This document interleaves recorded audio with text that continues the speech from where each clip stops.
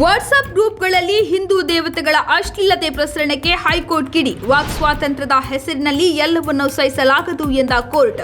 ಹಿಂದೂ ದೇವತೆಗಳನ್ನು ಅಶ್ಲೀಲವಾಗಿ ಚಿತ್ರಿಸಿದ ಬೆಳ್ತಂಗಡಿಯ ಸಿರಾಜುದ್ದೀನ್ ಪ್ರಕರಣ ರದ್ದುಗೊಳಿಸಲು ನಿರಾಕರಣೆ. ಹಿಂದೂ ದೇವತೆಗಳನ್ನ ಮತ್ತು ರಾಜಕೀಯ ನಾಯಕರನ್ನ ಅಶ್ಲೀಲವಾಗಿ ಬಿಂಬಿಸಿ ಧಾರ್ಮಿಕ ಭಾವನೆಗಳನ್ನು ಕೆರಳಿಸಿದ ಆರೋಪದಡಿ ದಾಖಲಾಗಿದ್ದ ಕ್ರಿಮಿನಲ್ ಪ್ರಕರಣವನ್ನು ರದ್ದುಗೊಳಿಸಲು ಕೋರಿ ಸಲ್ಲಿಸಿದ್ದ ಅರ್ಜಿಯನ್ನು ಕರ್ನಾಟಕ ಹೈಕೋರ್ಟ್ ಇತ್ತೀಚೆಗೆ ನಿರಾಕರಿಸಿ ವಾಕ್ ಸ್ವಾತಂತ್ರ್ಯದ ಹೆಸರಿನಲ್ಲಿ ಎಲ್ಲವನ್ನೂ ಸಹಿಸಲಾಗುವುದಿಲ್ಲ ಎಂದು ಕಿಡಿಕಾರಿದೆ.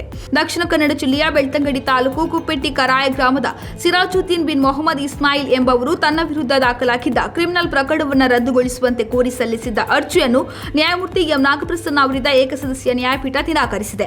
ಭಜರಂಗಿ ಗೋಕಳ್ಳರು ಎಂಬ ಹೆಸರಿನಲ್ಲಿ ವಾಟ್ಸ್ಆಪ್ ಗ್ರೂಪ್ ರಚಿಸಿ ಅದರಲ್ಲಿ ಹಿಂದೂ ದೇವತೆಗಳನ್ನು ಮತ್ತು ರಾಜಕೀಯ ನಾಯಕರನ್ನ ಅಶ್ಲೀಲವಾಗಿ ಬಿಂಬಿಸಿ ಧಾರ್ಮಿಕ ಭಾವನೆಗಳನ್ನು ಕೆರಳಿಸಿದ ಆರೋಪದಡಿ ಸಿರಾಜುದ್ದೀನ್ ಬಿನ್ ಮೊಹಮ್ಮದ್ ಇಸ್ಮಾಯಿಲ್ ವಿರುದ್ಧ ಕ್ರಿಮಿನಲ್ ಪ್ರಕರಣ ದಾಖಲಾಗಿತ್ತು. ಈ ಕ್ರಿಮಿನಲ್ ಪ್ರಕರಣ ರದ್ದುಗೊಳಿಸಲು ಇಸ್ಮಾಯಿಲ್ ಸಲ್ಲಿಸಿದ್ದ ಅರ್ಜಿಯನ್ನು ನಿರಾಕರಿಸಿರುವ ಕರ್ನಾಟಕ ಹೈಕೋರ್ಟ್ ವಾಕ್ ಸ್ವಾತಂತ್ರ್ಯದ ಹೆಸರಿನಲ್ಲಿ ಎಲ್ಲವನ್ನ ಸಹಿಸಲಾಗುವುದಿಲ್ಲ. ಮೇಲ್ನೋಟಕ್ಕೆ ಅರ್ಜಿದಾರರ ವಿರುದ್ಧದ ಆರೋಪಗಳಲ್ಲಿ ಧಾರ್ಮಿಕ ಭಾವನೆಗಳನ್ನು ಕೆರಳಿಸುವ ಮತ್ತು ಕೋಮು ಸಾಮರಸ್ಯ ಭಂಗಗೊಳಿಸುವ ಪ್ರವೃತ್ತಿ ಕಂಡುಬರುತ್ತಿದೆ. ತನಿಖಾಧಿಕಾರಿಯು ಗ್ರೂಪ್ನ ಎಲ್ಲ ನಿರ್ವಾಹಕರ ವಿರುದ್ಧ ಏಕರೂಪವಾಗಿ ಮುಂದುವರಿಯಲು ನಿರ್ಲಕ್ಷ್ಯ ತೋರಿದಂತೆ ಕಾಣುತ್ತಿದೆ ಎಂದು ಕಳವಳ ವ್ಯಕ್ತಪಡಿಸಿದೆ. ಗ್ರೂಪ್ನ ವ್ಯಾಪ್ತಿ ಮತ್ತು ಅದರ ಅಡ್ಮಿನ್ ಹೊಣೆಗಾರಿಕೆಗಳೆಲ್ಲವೂ ನೇರವಾಗಿ ಡೊಮೇನ್ಗೆ ಸೇರುವ ವಿಷಯಗಳಾಗಿವೆ. ಹಾಗಾಗಿ ಇಂತಹ ವಾಟ್ಸ್ಆಪ್ ಗ್ರೂಪ್ಗಳ ಸದಸ್ಯರು ಅಶ್ಲೀಲ ಚಿತ್ರಗಳ ಪ್ರಸರಣಕ್ಕೆ ಅವಕಾಶ ನೀಡುವ ಕುಕೃತ್ಯದಲ್ಲಿ ಸಕ್ರಿಯವಾಗಿ ತೊಡಗಿಸಿಕೊಂಡಿದ್ದಾರೆ. ಅವರನ್ನು ವಿಚಾರಣೆಗೆ ಒಳಪಡಿಸಬೇಕು. ಆದಾಗ್ಯೂ ತನಿಖಾ ಹಂತದಲ್ಲಿ ಈ ಕೋರ್ಟ್ ಯಾವುದೇ ಹೆಚ್ಚಿನ ಅವಲೋಕನ ಮಾಡುವುದು ಅನಗತ್ಯ ಎಂದು ನ್ಯಾಯಪೀಠ ಸ್ಪಷ್ಟಪಡಿಸಿದೆ.